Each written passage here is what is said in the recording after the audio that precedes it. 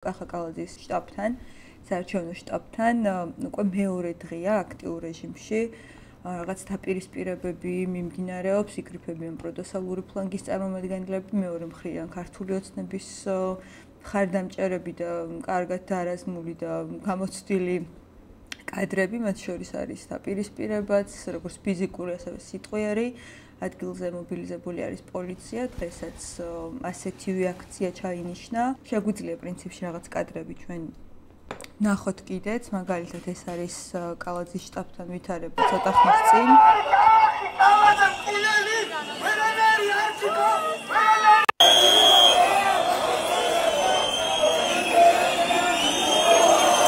ყველას თან და ყველაში გაჩნდა ეს განცდა და კითხვა, რამ გამოიწვია რაღაც არჩევნებამდე 25 დღეს ნაკლები დარჩა, რამ გამოიწვია ამ ხარისხის დაპირისპირებაში გადასვლა უბრალოდ ამ ორ მხარეს შორის და უნდა მოვიაზროთ ეს როგორც რაღაც ხელახალი მაიდნის საწყისი, თუ უნდა მოვიაზროთ ეს როგორც კარგად შეფუთული და კარგად დაგეგმილი ისეთი პროვოკაცია, რომელიც მათ შორის ძალიან აწყობს უხეშად რო ვთქვათ ქართულ ოცნებას. მოგესალმებით, მივესალმებით მაყურებელს. ეხლა მთავარი კითხვა რაც გაჩნდა, უпростоრედ რომლის გაჩენასაც ხელს უწყობს ინტენსიურად ორივე მხარე და გაღვივებას არის შემდეგი, რა ხდება და რა მოხდება 4 ოქტომბერს. იგეგმება თუ ხედავთ თუ არა ახლა ჩვენ მორიგი მაიდნის ორგანიზების ცდელობას და იქნება თუ არა რაღაც მორიგი მაიდნის მსგავსი არეულობების პროცესი დაიწყება თუ არა 4 ოქტომბერს და მოდი გავაკეთოთ პროგნოზი ზუსტად რა მოხდება სინამდვილეში. იქნება თუ არა რევოლუციის მსგავსი რაღაცის მცდელობა. რეალურად 4 ოქტომბერს მოხდება საერთოდ არაფერი. ანუ არაფერი გარდა არჩევნებისა და მაქსიმუმ რაც შეიძლება ამ არჩევნების იქით მოხდეს, იქნება ხაბეიშვილის მიერ ჰაერის შეზანზარების შედეგად მაქსიმუმ რამდენიმე ათასი მისთვის უკეთეს შემთხვევაში ადამიანი შეიკრიბება, დადგება ინერვიულებს და წავა სახლში. აი მეტი არაფერი არ მოხდება. და არ შეიძლება მოხდეს, მე მგონი, სინამდვილეში, მათ შორის აი ოცნების ამორჩევლების ის ნაწილიც კი, რომელიც აი ახლა რაღაცა ერთმანეთს მოუწოდებენ, რომ არიქა ხალხო, ნახეთ რა ხდება, ნახეთ როგორ ღვარძლიანად იგინებიან, უნდა დავირაზმოთ, ან ქუძე კაცი, ან თვითონ ის ნაწილიც, რომელიც მეორე მხრიდან ერთმანეთს აგულიანებს, რომ ხალხო ამას როდემდე უნდა ვითმედეთ, სულში ჩაგვაფურთხეს, თავში გვირტყეს და ეხლა უნდა გავიდეთ. აი გასული ნაწილიც კი ხდება, რომ სინამდვილეში არანაირი რევოლუციის ცდელობასთან ახლოს ყოფი რაიმე მდგომარეობის მსგავსიც არათუ არ იქნება. არამედ საერთოდ ფაქტიურად იქნება ეს იქნება შეიძლება ითქვას ყველაზე მშვიდი არჩევნები, რაც კი ბოლო ალბათ 7-8 წლის განმავლობაში გვინახავს და რატო ანუ აბა რა ხდება ახლა რასთან გვაქვს საქმე სინამდვილეში ჩვენ გვაქვს მოცემულობა სადაც ბუნებრივი ინტერესი ოცნების წინასაარჩევნო პროცესის არის თუ რაიმე აქტუალობა შეიძლება კვლავ შეიძინოს ამ არჩევნებმა თუ რაიმე შინაარსით კვლავ შეიძლება მოიზიდოს ამორჩევლები და რაღაცა მუხტი დააბრუნოს უკან ეს არის ხალხო ნაცები ბრუნდებიან არიქა გვიშველეთ და ნაცების საფრთხის რაღაცა აქტუალიზაცია გააკეთონ კვლავ ამ ფონზე პარალელურად ამ ინტერესს ემთხვევა იმ ეგრეთ წოდებული პროდასავლური ოპოზიციური ძალების ინტერესიც რომლებიც მილეული დასავლური მხარდაჭერის ფონზე აშკარად თამაშგარე მდგომარეობაში აღმოჩნდნენ. ანუ აღმოჩნდნენ აქტუალობის დაკარგვის მდგომარეობაში, იმიტომ რომ ყველას ესმის, რომ გარე დახმარების გარეშე შეუძლებელია შიდა ძალებს რაიმე რესურსი გააჩნდეთ რეალური დაძაბულობის. მთელი დაძაბულობის შესაძლებლობები დგას გარე დაფინანსებაზე, გარე განცხადებებზე, გარე ფინანსურ ზეწოლაზე სახელმწიფოს მიმართ, სანქციების მუქარაზე, არაფერი მსგავსი აღარ არის, ამიტომ გასაგებია, რომ პოტენციალი პროდასავლურ ოპოზიციაში რომ ეფექტური საკუთარი როლი ითამაშონ, გააგრძელონ ამ საკუთარი როლის თამაში დრამატულად შემცირდა და ამ პოტენციალის შემცირების საფუძველზე, ნიშა ეკარგებათ. ანუ კი, გასაგებია, რომ ისინი ხელისუფლებაში მოდიან. ვერც მოდიოდნენ მანამდე, მაგრამ ეს არ ჩავთვალოთ, რომ მათი მნიშვნელობა საზოგადოებაში იყო მცირე და მათ არ ქონდათ პრივილეგირებული მდგომარეობა. მათი პრივილეგირებული მდგომარეობა იყო იმდენად კოლოსალური, რომ მათი განცხადებების საფუძველზე, მათი პროტესტის საფუძველზე ჩვეულებრივად არათუ ადამიანებს იჭერდნენ, კანონმდებლობა იცვლებოდა ხოლმე მათ სასარგებლოდ და საინფორმაციო, პოლიტიკურ, პროპაგანდისტულ დღესწესრიგს ისინი განსაზღვრავდნენ ძალიან დიდწილად, შეიძლება ითქვას თანაბრად ხელისუფლებასთან ერთად. აქედან გამომდინარე, თუ მოწინააღმდეგე ოპოზიციური ფლანგის ინტერესებს გავითვალისწინებთ, მათი ინტერესიც არის, რომ ისინი კვლავ აქტუალურობის რაღაც ხარისხი შეინარჩუნონ. აქტუალურობის ხარისხს ორივე მხარე ინარჩუნებს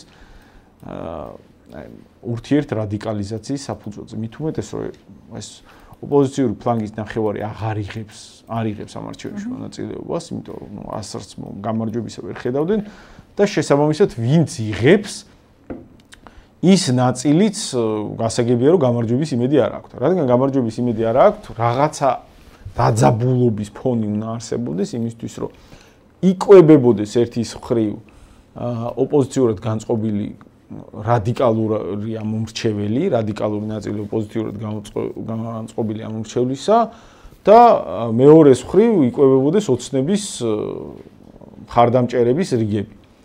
ეხლა ჩვენ რასაც ხედავთ, ეს არის აი ამ სცენარის ხელოვნური გათამაშება. ის რაც გუშინ ნახეთ, ეხლა არ ვიცი დღეს რასაც ხედავთ, მე მგონი ძალიან შეუიარაღებელი თვალითაც ნათლად ჩანდა, რომ ეს ყველაფერი იყო ხელოვნურად ინსპირირებული, ანუ აი რაღაცა მივიდეს 200 კაცი ოცნების ოფისთან, ხო? და რა ეს 200 კაცმა რაღაცა იყიდოს. ის იმ რაოდენობის ხალხი მივიდეს, რომლებიც იქამდე არ მიშვებაც პოლიციისთვის იყო ძალიან მარტივი. ხო, აი არანაირ პრობლემას არ წარმოადგენდა. იქ იდგა ბევრად მეტი პოლიცია, ვიდრე აი ეს ეგრეთ წოდებული მომიტინგები. იქამდე არ მიშვება, იყო უბრალოდ უმარტივესი. მით უმეტეს იქ აგრესიულ ქცევებზე გაყვანა, განეიტრალება იყო უმარტივესი. ამის საფუძველზე ოცნების შემადგენლობის გამოსვლა, იქ მომზადებული შემადგენლობა რომ იყო, გასაგებია რომ შინაარსი, რომელთაც გარედან მიმართავდნენ, იყო ძალიან პროვოკაციული და მე მიმაჩნია რომ სინამდვილეში არაფრით გაუმართლებელი საქციელი არ არის, როცა შენივე ოფისთან მოდიან და ძალიან ძიმე შეურაცხყოფას გაყენებენ, ამაზე პასუხობ.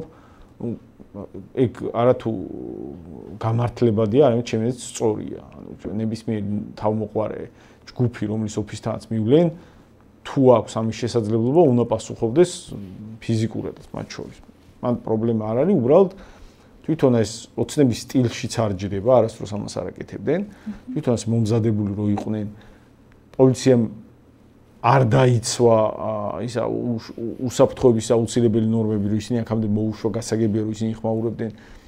რატო მაინც და მაინც ეხლა დაიწყო ეს ოცნების ოფისებთან მივარდნები, როცა რა ვიცი, ოცნების ოფისი, ქართული ოცნების ოფისი არ არსებობდა, რა ვიცი, 2 კვირის წინ, 3 კვირის წინ ყოველდღე იკრიბებიან ეს პროდასავლელების აქციები. ხო, აქედან გამომდინარე ძალიან გავდა ეს ყველაფერი სინამდვილეში ურთიერთ ინტერესის პირობებში არსებულ დაგეგმილ ხელოვნურად გამწვავების ცდელობას და არ ვიცი ხა თუ საქართველოში არსებობს ადამიანი ხაბეიშვილის ჩათვლით, ბურჭულაძის ჩათვლით, რომლებიც სერიოზულად საღგონებაზე დაიჯერებენ, რომ ხაბეიშვილმა და ბურჭულაძემ ორი ადამიანი შეიკრა და რაღაცა ფიცი დადეს და ეს ორი ადამიანი მოაწყობენ რაღაც რევოლუციას 4 ოქტომბერს. მასეთი სიგიჟის არ ჯერა თვითონ ხაბეიშვილს, რომ ასეთი რამე შესაძლებელია. იმდენად კარიკატურულად იდიოტურია სცენარი, რომ ეხლა ხაბეიშვილი ნახე რას დაგეგმოს 4 ოქტომბერს და ბურჭულაძე, რომ თვითონ რო ყვებიან ამათივე ტელევიზიებში, საკუთარ ტელევიზიებში რო ყვებიან, ჟღერს რაღაცა გროტესკულად არარეალისტურად, აი რაღაც კინო სცენარშიც აღარ არის ეგეთი სისულელები. ამიტომ რა თქმა უნდა, ხაბეიშვილი, რომელზეც თვითონ უცნების შემადგენლობა თვითონ ამბობდნენ, რომ ჩვენი აგენტი იყო ფულს უხდიდით, ყვებავდით ხაბეიშვილს და ეხლა კიდე რაღაცას რო ხმაურობთ, ვინმეს თუ ეჭვიაქ, რომ გუშინდელი აგენტი, რომელიც ფულს იღებდა, რამენერად შეიძლება საკუთარი რეპუტაციის სრული განადგურების რისკის გარეშე აგენტი აღარ იყოს, რა ეგ არ ხდება, ვიღაცა რომ ფულს იღებდა და ფულს აძლევდნენ, ეგ რაღაცა ვიდეოზე ჩაწერილია, დოკუმენტურად შენახულია ყველანაირ ფორმაში, ყველანაირი კუთხიდან ეგეთი აგენტების აგენტურული მდგომარეობიდან გამოსვლა არ ხდება. ამიტომ ხაბეიშვილი თუ იყო აგენტი, ეხლაც აგენტია, თუ ჭირდებათ, როცა დაჭირდებათ, მაშინ გამოიყენებენ. ხო და ხაბეიშვილი, რომელზეც თვითონ თქვეს, რომ აგენტი იყო, ასეთ სისულელებს რო ხმაურობს, რომელიც დებილების გარდა, რომლის რეალურობაც ვერავინ დაიჯერებს, რომ ამერიკის პირდაპირ მხარდაჭერის გარეშე, რომელმაც დაიკიდა საერთოდ აქაური პროდასავლური შემადგენლობა განცხადებას ვეღარ აკეთებინებდნენ. ამერიკის დღევანდელი ადმინისტრაცია განცხადებას გამარჯვების სათქმელად ვეღარ ჩადიან ამერიკის ადმინისტრაციის მაღალ ან რაიმე სახით მნიშვნელოვან რგოლებთან ფიზიკურად ვერ ხვდებიან აქაური ოპოზიციონერები. ამ პირობებში რომ ვინმე რამე რევოლუციას ლაპარაკობს, ეგ ყველაფერი არის სინამდვილეში იდიოტებზე გათვლილი, უბრალოდ წინასაარჩევნო ბოლი, ისევ ოცნების აქტუალიზაციის, რომ ოცნება აქტუალური, იქიდან გამომდინარე, რომ ნაცების მობრუნების საფრთხე არსებობს ხალხო და პარალელურად ისევ პროდასავლელი ამომრჩევლის ცხელთავიან რადიკალურობით ლოგიკა დაკარგული ნაწილში აქტუალურობის დაბრუნების და ეს ნაწილი მერე მოქმედებს დანარჩენ ნაწილზე. ეს ნაწილი რო ხმაურობს, ბრაზობს, რაღაცას ილანძღება, ეს ნაწილი მეტნაკლებად აქტუალურობას ავრცელებს დანარჩენ ნაწილზე. სინამდვილეში ჩვენ რა სურათაც ხედავთ ამას. უბრალო ლაპარაკით რო ხალხო რევოლუცია მოხდება, ხაბეიშვილი რაღაცას შეაზანზარებს და საფრთხეა და ქუდზე კაცი გამოვიდეთ და დავდგეთ არჩევნებზე ოცნების დასაცავად, როგორც ჩანს ამ ლოზუნგებმა ცალკე აღებულმა არ იმუშავა და გუშინ უბრალოდ ნახეთ ტაქტიკა, რომ აგრესიული გამომწვევი შეურაცხყოფელი სვლებით ურთიერთ რაღაცა რადიკალიზაციის მექანიზმი ჩართული იყო. ანუ თუ ხალხი აღარ იჯერებს ჩვეულებრივ დეკლარირებულ შინაარს ამა თუ იმ რაღაც მოვლენის ანონსისა, აი აანონსებენ, რომ აი საათს და დროს აანონსებენ 4 ოქტომბერს საღამოს 8 საათზე დაიწყება რევოლუცია. აი ასე დებილურ შინაარს თუ ხალხი ახლა დეკლარირებულად აღარ იჯერებს და ვეღარ იჯერებს და გასაგებია რომ ვერ უნდა დაიჯეროს, მაშინ რითი შეიძლება ავარდნენ, ავარდნის მექანიზმი არის ის, რომ აი ვიღაცა საჩვენებ როგორ იგინებიან, როგორი აგრესიულები არიან და უბრალოდ ამაზე უნდა გაბრაზდნენ. ამაზე გაბრაზებულია ხალხი, მერე უტევს სხვა ადამიანებს, შენ რატო არ ბრაზდები? და აი ეს რაღაც კოლექტიური რისხვის ფონი, რომელიც ამის საფუძველზე ძალიან ხისტად იგინა ერთმა მხარემ და ძალიან ხისტად მოხვდა მეორე მხარეს, ურთიერთ აღშფოთების ფონი, უნდა იყოს რა თქმა უნდა არა სრულფასოვანი რევოლუციის განცდის და ფონის შემქმნელი, ასეთი ახლა შეუძლებელია, მაგრამ რაღაცა იმიტაციური განწყობა ამისა უნდა არსებობდეს იმისთვის, რომ აუცილებელი აქტივობა მაინც, მიახლოებული აუცილებელთან აქტივობა მაინც იყოს, იმიტომ რომ პრობლემა ოცნებას რაში უდგას და მეორე მხარესაც რაში უდგას. არჩევნებზე წამსვლელი ხალხი, მათ შორის წამსვლელი ნაწილიც ერთი პასიურია და მეორე მათ შორის ოცნების ის ამორჩეველი, რომლებმაც ხმა მიცეს, მათი ძალიან დიდი პროცენტი იყურება სხვა მიმართულებით. ჩვენი მიმართულებით იყურება არიან თქვა პირობითად აი გირჩის მიმართულებითაც ოცნების ამორჩეველი იქნება თუ პროდასავლელი ამორჩევლის მნიშვნელოვანი ნაწილი ნეიტრალური გახდა, გაბრაზებულია ბევრი, მათ შორის ჩდება მოტივი, რომ მოდი აი დავსაჯოთ ესენი. ანუ შეიძლება გულზე არ ეხატებოდეს პირობითად, არ ვიცი, აი მაგალითად ყოფილ ლელოს ამომრჩეველს ან ყოფილ ახლების ამორჩევლს პირობითად გირჩი, მაგრამ აი რაღაცას გაბრაზებულია მათ სულქმედებაზე და მოდი დავსაჯოთ ესენი. ან ოცნების ამორჩევლს შეიძლება ძალიან გულზე არ ეხატებოდეს კონსერვატორები საქართველოსთვის, მაგრამ თუმცა არ ვიცი რატო უნდა ეხატებოდეს, არა დაუშვებით, მაგრამ არიან ეგეთებიც, მაგრამ არის ხალხი, რომელიც გაბრაზებულია ოცნებაზე, რომელიც აღარ თვლის, რომ ეს არჩევნები მნიშვნელოვანია და ამიტომ საკუთარი გაბრაზების გამოხატვა შეიძლება ამ გზითაც სცადოს. ამ ფონზე იმისთვის, რომ ეს ამორჩეველთა ერთიანი სხეულიდან პერიფერიაზე გასული ხალხი, რომლებიც ან მოცილევისკენ არის, ან სხვაგან გადასვლისკენ არის ორიენტირებული, ან უმოქმედობისკენ, აი ეს ხალხი რო კვლავ გააქტიურონ, ეხლა თქვენ ნახავდით მაგალითად ოცნების აქტიური სოციალური ქსელების აქტივისტები და ეგრეთ წოდებული ინფლუენსერები, ან ოცნება არა ვარ, მაგრამ ეხლა მე მგონი მთავრობა საფრთხეა რომ მათ გვერდში არ დაუდგეთ. აი ეგეთი სეგმენტი ხო არის? აი ეგ ნაწილი რო ძალიან ახმაურდა ეგეთ ჭყალებში სიმართლის ლაპარაკში, რომ აი ეხლა ხალხო, ეხლა უნდა ყველაფერი გავაკეთოთ ერთხელ და სამუდამოდ ესენი უკვე რეებს კადრულობენ, ამას ვეღარ მოვითმენთ, ეხლა კუძე კაცი ფეხზე ყველანი ქუჩაში, ოღონ არავინ ქუჩაში არ გამოვა ამათგან, უბრალოდ აი რაღაც არც ამათგან და არც მაგადაძახილზე. არც მაგადაძახილზე, არც ამათგან არავინ ქუჩაში არ გამოვა, მეორე მხრიდანაც გამოვა რამდენიმე ასეული კაცი მაქსიმუმ და სინამდვილეში ყველანი ქუჩაში რეალურ ენაზე რო თარგმნოთ, ითარგმნება შემდეგნაირად. ეხლა ხალხო დავირაზმოთ, წავიდეთ ოცნებას მივიცეთ ხმა. მეტი არაფერი შეარ ითარგმნება.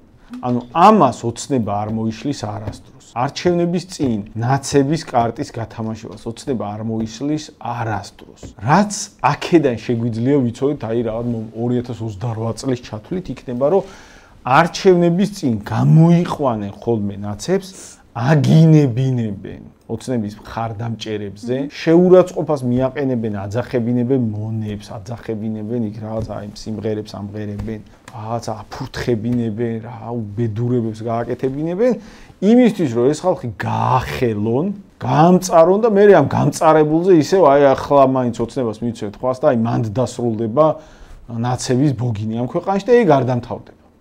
ერთადერთი შანსი ეგ დამთავრდეს, ასეთი დებილობა გათამაშებული ფარსები, ვიღაცა მათ მიერვე დაფინანსებული ხაბეიშვილებით, ვიღაცა მათ მიერვე დაფინანსებული აი არჩევნებზე რო აფინანსებდნენ გვარამიას შემადგენლობას, თვითონ ვერ ხა ყველა რო აღიარებს, რომ გვარამიას აფინანსებდნენ ესე, იმიტომ რომ შეექმნათ რაღაცა საფრთხობელა არჩევნების წინ.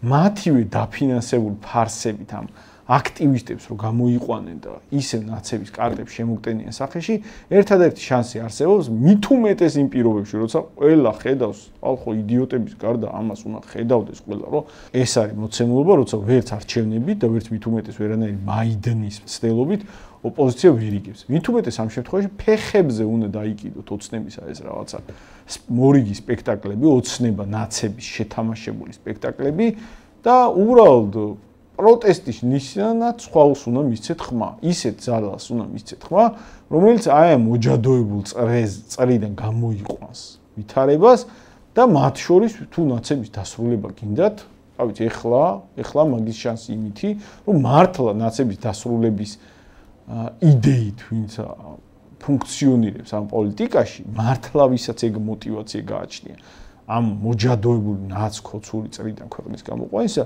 მაგ ხალხს მისცეთ ხმა, ეგ არის ეხლა თქვენი შანსი.